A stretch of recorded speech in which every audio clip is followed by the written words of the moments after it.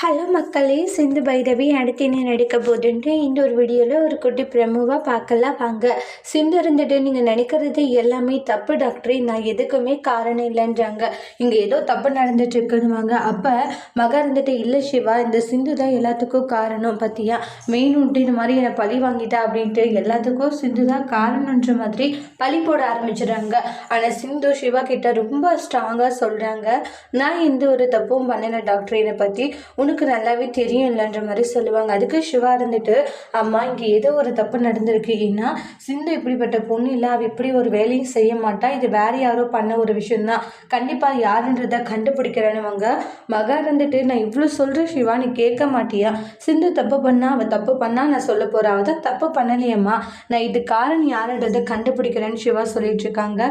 இதுக்கு காரணமானவங்க கண்டிப்பாக ஸ்னேகாவாக தான் இருப்பாங்க. என்ன நடக்க போது அடுத்து, காரணம் ஸ்னேகான்னு தெரிஞ்சால் நம்மளுடைய சிவா ஸ்னேகாவை என்ன செய்ய போகிறாங்க அப்படின்றது அடுத்து வரக்கூடிய ப்ரெமோவில் நம்ம வெயிட் பண்ணி பார்க்கலாம். இந்த வீடியோ பிடிச்சிருந்தா லைக் பண்ணுங்கள், கமெண்ட் பண்ணுங்கள், ஷேர் பண்ணுங்கள், மறக்காமல் நம்ம சேனலை சப்ஸ்கிரைபர் பண்ணிக்கோங்க. Thank you friends.